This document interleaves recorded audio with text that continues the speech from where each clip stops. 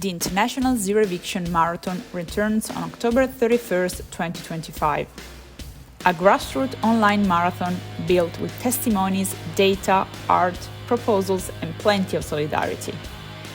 After the success of 2024, movements, universities, and associations are preparing for a new stage in the global mobilization for the right to housing. Special guest, the UN Special Rapporteur. No more evictions and speculation on housing and land. We want justice and peace, not wars. No genocides and domicides. Hands off human rights defenders. We demand decisive public and social intervention at all levels for housing and land security. Join the marathon, propose an intervention, share your struggle.